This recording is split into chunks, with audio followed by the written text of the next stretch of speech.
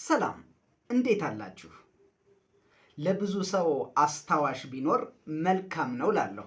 ዛሬም ደግሞ በአጋጣሚ በአንድ ገራሚ ሰው ከመቃብር የተነሳ አስታዋሽ ያገኘ አንድ ሰው ነግራችኋለሁ። መቼም እንዲህ ስላችሁ ማን ነው ደግሞ ከመቃብር የተነሳው? መቼስ ተነሳ? የትስ ተነሳ? ማንስ አስነሳው ማለታችሁ አይቀርም። በእርግጠኝነት አጠር ባለ ሐሳብ እነዚህን አስረዳለሁ ወይም እገልጽላችኋለሁ። ታሪክ ደስ ይለኛል። በተለይ ደግሞ ከስሩ ሲሆን በጣም ነው የሚመስጠኝ።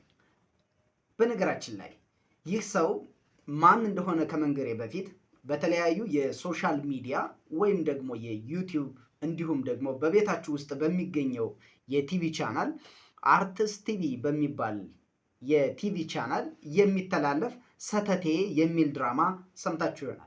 ይህንን ድራማ ከስራ ስመለስ ምሽት ላይ ስለሚተላለፍ ደስ ብሎኝ ይከታተላሉ።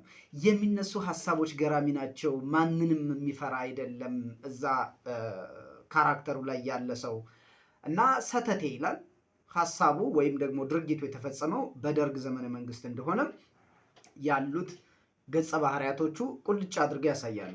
እና ይህ ሰው የሰው ስም ነው ሰተቴ ወይስ ደግሞ እንደው ሰተት ብሎ የገባ ለማለት ነው? አልገባኝም ሀሳቡና እሱን ማን እንደሆነ ለማጣራት ስፈልግ ራሱ ደራሲው አንድ ሚዲያ ላይ ኢንተርቪው ሲደረግ ሰማሁ እና የሰውየው ስም ከድር ሰተቴ ተብሎ ይጠራል። ከድር ሰተቴ የት ተወለደ ካላችሁኝ ጅማ ነው የተወለደው። እሺ መቼ ከመቃብር ተነሳ ካላችሁኝ ደግሞ በኢትዮጵያ 2000 ወይም በሚኒሌሙ ከመቃብር የተነሳ ሰው ነው። በእርግጥ ይህ ሰው ከሞተ ብዙ ዓመት ስለሆነው በ2000 ዓመተ ምህረት ራሱ ሰውየው አይደለም ከመቃብር የተነሳው ስራዎቹና ገራሚ ሐሳቦቹ እንጂ። እሺ ይሄንን ያክል ካለን ይሄንን ሰውዬ ከመቃብር እንዴትና ማን አወጣው ካላችሁኝ ይኸውላችሁ ታሪኩ በ2000 ወይም በኢትዮጵያ ሚኒሊየም ቴዎድሮስ ካሳሁን ወይም ደግሞ አርቲስት ቴዲ አፍሮ በጅማ ኮንሰርት ያዘጋጃል። በዚህ ኮንሰርት ለመታደም በጣም ብዙ ሰዎች ተሰበሰቡ። አብዛኛው ደግሞ ወጣቶች ነበሩ። ከዛ በፊት ስለ ከድር ሰተቴ ማንም አብርቶ አያውቅም።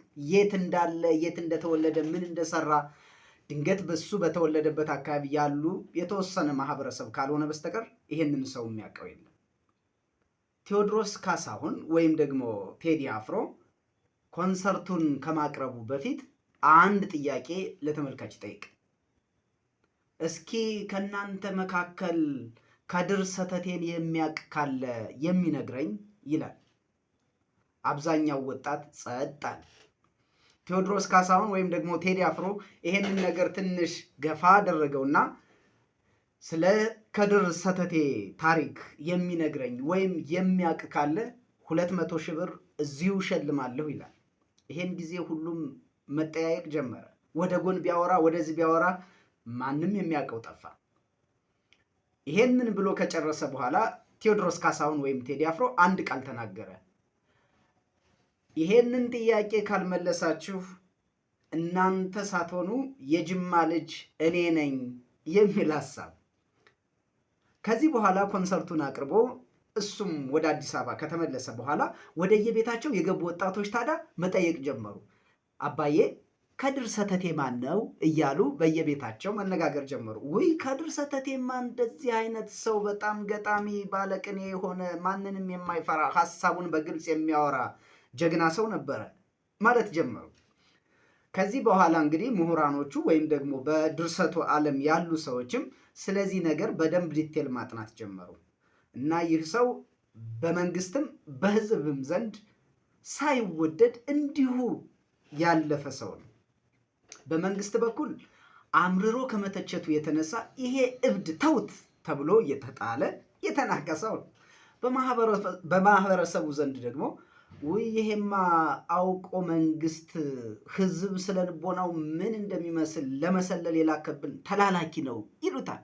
እሱ ግን ከነበረበት የፖለቲካም ይሁን የማህበረሰብ ነቀፌታ የትኛውንም ሳይሰማ በራሱ ዓለም ኑሮ ነገሮችን ወይም ደግሞ ሐሳቦችን ወይም ስህተቶችን በግጥም ሁሉንም እያስተማረ የኖረ ብሎም ደግሞ ያለፈ ሰው ነው ከድር ሰተቴ ከጅማ።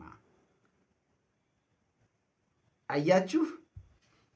ስለዚህ ሰው የበለጠ መረጃ ለመስማት ከፈለጋችሁ አርትስ ቲቪ ላይ የሚተላለፈውን ሰተቴ አለበለዛም ደግሞ ባየለ ተስፋዬ የተጻፈ መንገደኛው ባለቅኔ የተሰኙ ብዙ መጽሐፍቶችን ይህንንና ብዙ መጽሐፍቶች ስላለ ማድመጥ ትችላላችሁ።